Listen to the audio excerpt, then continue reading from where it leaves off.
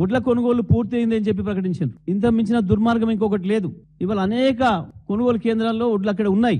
మేము తీసుకుపోయి చూపిస్తాం. ఉత్తమ్ కుమార్ రెడ్డి వ్యవసాయ శాఖ మంత్రి ఎవరు వస్తారో రండి. రైతులకు నీళ్లు ఇవ్వలేదు, రైతు బంధు ఇవ్వలేదు, కరెంట్ చక్కగా ఇవ్వలేదు.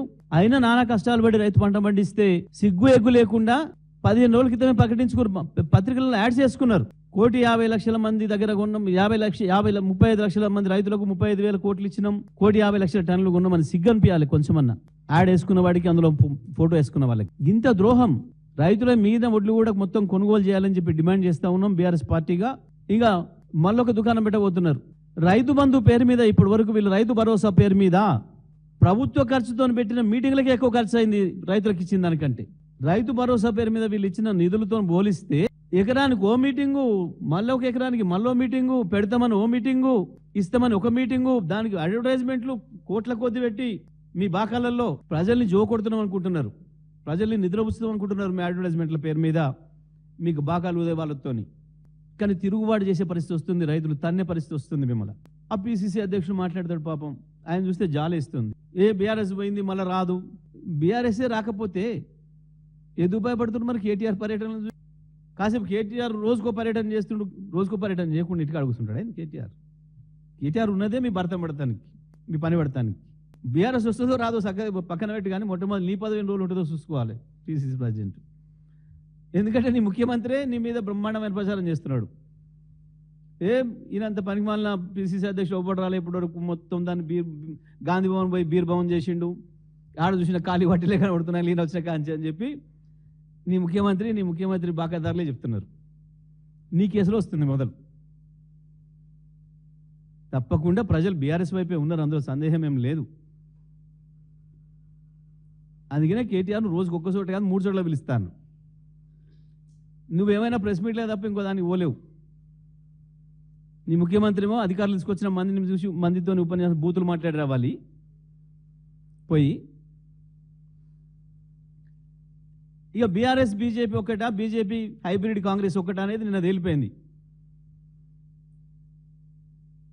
మొన్న ప్రధానమంత్రి వచ్చి కనుగిట్టిపోయిండు, వచ్చేసేయి నాతో వెంటనే వాడిని వదిలిపెట్టి నేను మంచిగా చదువుకుంటా, రోజు పూల పండ్లు తెస్తా అని.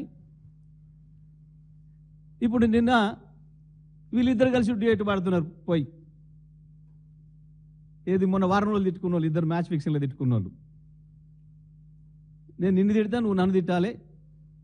ఎందుకంటే జనం మన ఇద్దరిని మర్చిపోయి కేటీఆర్ వైపు చూస్తున్నారు, కేసీఆర్ వైపు చూస్తున్నారు. జనం మన ఇద్దరిని తిట్టుకున్నట్టు కొట్టుకున్నట్టు చేస్తే మనకే చూస్తారు అని చెప్పి మొన్నటిదాకా డ్రామాలు చేసి 2 రోజులు ముఖ్యమంత్రి అడగంగానే పేపర్లలో రైల్వే మంత్రితో నువ్వే కలిపేయాలనగానే ముఖ్యమంత్రి పిఏ పనిచేస్తానడా కేంద్ర మంత్రి కిషన్ రెడ్డి? కల్పించి ఆడ డ్యూయట్లు ఎందుకు వాడుకున్నట్లు వాడుకున్నారు? రాష్ట్ర ప్రజలకు ఇప్పుడు బహిరంగంగా అర్థమవుతుంది ఎవడు ఒక్క జట్టో. పేరుకు కాంగ్రెస్లో ఉన్న ఈ హైబ్రిడ్ ముఖ్యమంత్రి 100% ఎప్పటికీ మోడీ జట్టే, అందులో సందేహం లేదని కనబడుతుంది. ప్రజలకు స్పష్టమైన ప్రత్యామ్నాయం, ప్రజలకు, ఈ రాష్ట్ర ప్రజలకు శ్రీరామ రక్ష కేసీఆర్ నాయకత్వమే తప్ప ఇంకోటి కాదు అనేది స్పష్టంగా తేలిపోతుంది రోజు. ఇవాళ మళ్ళీ నాటకం మొదలుపెట్టింది. వానకాలం రైతు భరోసా ఇస్తాను, యాసంగి నీ తాతిస్తాడా? ఇచ్చినవా యాసంగి మొత్తం ఇప్పటి వరకు నువ్వు ఇస్తానన్న రైతు భరోసా 15,000 కాదు, ఇంకా నువ్వు తర్వాత మాట మార్చి ఇచ్చిన 12,000 లెక్క ప్రకారం చూస్తే కూడా 30,000 కోట్లు ఇవాళకి రైతులకు బాకీ ఉన్నావు. తెలంగాణ రైతులు కూడా ఆలోచించాలి. 2 లక్షల రుణమాఫీకి మోసపోయి 15,000 రుణమాఫీ రైతు భరోసా పేరు మీద మోసపోతే, కేసీఆర్ ఇచ్చిన రైతు బంధును చక్కగా ఇస్తే కూడా